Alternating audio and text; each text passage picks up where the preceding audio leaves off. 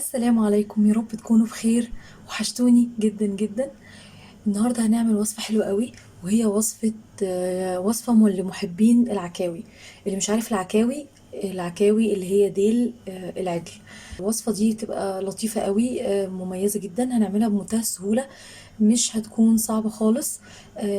يلا بينا نبدأ الطريقة والمكونات مع بعض. ده شكل العكاوي هنا انا جايباها صغيره، مش جايباها كبيره، عشان الكبيره كل ما بنتي بتجيبيها كبيره كل ما بيكون الدهون بتاعتها اكتر وبتكون دسمه جدا. فانا بحاول على قد ما اقدر كل ما يكون العجل صغير، او بتكون هي بالمنظر ده، فما بيكونش فيها دهون كتير، فبتكون لطيفه جدا وسهله وطعمه جدا كمان في الاكل، ومش بتتعب خالص. فيلا بينا نبدا المكونات ونعمل طريقة طاجن العكاوي بالبطاطس بأسهل طريقة. يلا بينا نبدأ. هجيب البوك بتاعتي أو الحلة اللي هعمل فيها، وانزل برشة من الزيت. هنزل للطاجن بمكعب صغير كده من الزبدة عشان يديها طعامة كده. هي لو كانت الدهون بتاعتها كتير انا ما كنتش احط فيها اي زبدة خالص، كنت احط رشة بسيطة من الزيت. لكن العكاوي هنا ما فيهاش دهون خالص. وكمان انا شايله اي حاجه كانت بيضه فيها وانا منضفه، شايلاها خالص. فانا قطعه الزبده اللي انا حطيتها هنا عشان تديني تيست حلو للطاجن بتاعنا. زي ما انتم شايفين انا خليت الماده الدهنيه بتاعتي كمان بسيطه قوي، مش كبيره. هبدا انزل بالعكاوي، انا عايزه اديها تشوك.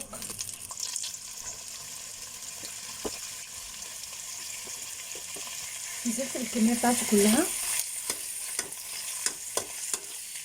انا هنا عايزه اديها صدمه من كل الاتجاهات. اخلص عليها وارجع لكم.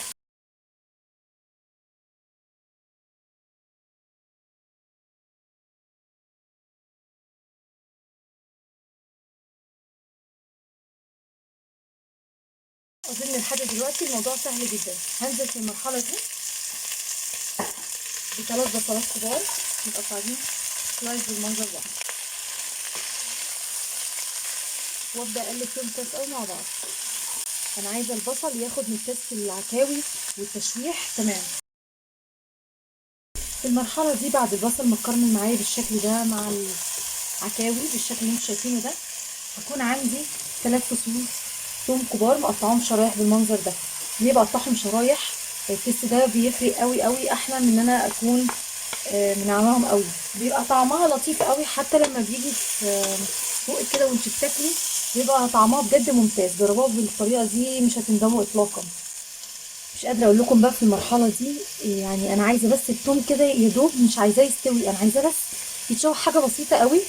بنزل بقى في المرحله دي برشه من جوز الطيب. لازم ندلعها بقى شويه. مش قادره اقول لكم الريحه عامله ازاي وقلبت المكان ازاي، ولسه ما حطيناش اي توابل ولا اي حاجه. رشه من فلفل اسود. نضيف هنا 5 وحدات من الحبهان. رشه بسيطه من الروزماري، بيدي تيست فظيع فظيع فظيع، وجربوها. رشه بسيطه بس. واخر حاجه رشه بسيطه من ورق اللورا. وننزل بقى على الشكل القمر ده بميه مغليه. بس بقى انا بغطيها تماما زي ما انتم شايفين كده. انا عايزه اغطيها كويس قوي عشان عايزاها تكون زبده. انا عايزه السوا بتاعها يكون زبده. الريحه قلبت الدنيا. ريحتها فظيعه، ولسه برضو ما خدناش ودينا مع الصوص اللي احنا حطيناه والشوربه اللي احنا حطيناها. هنغطي عليها ونسيبها في المرحله دي بقى. بعد ما خلاص هي كده يعتبر سواها حاجه صغننه كده وتبقى مستويه كامل جدا، الزبده اللي انا بقول لكم عليها.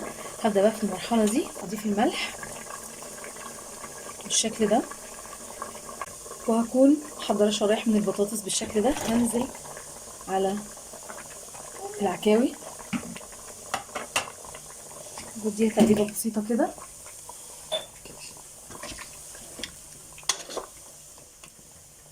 بالشكل ده.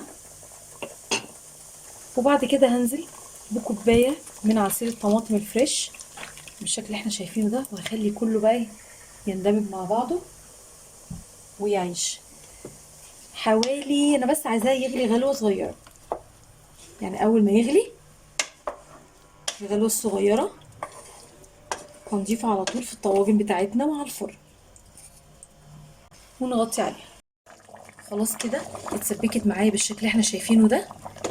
نبدأ بقى نضيفها للطاجن على طول.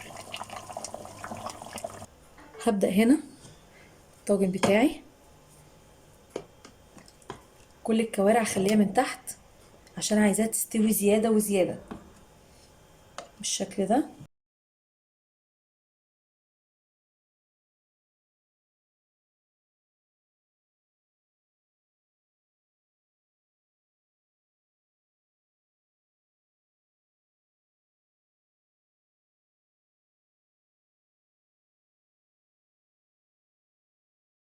وكده خلاص الطاجن عندي بقى جاهز بالشكل اللي احنا شايفينه ده.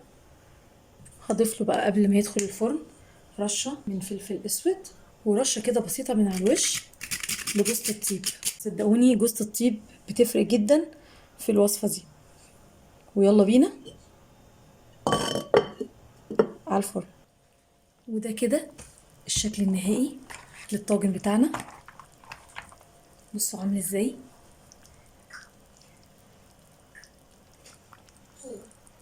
قد ايه بجد تستمتعوا بيه. محبين العكاوي اكيد هيفهموا الكلام بتاعي ده كويس. يا رب اكون قدرت افيدكم. ما تنسوش تدعموني بسبسكرايب عشان يوصل كل جديد مني. باي باي.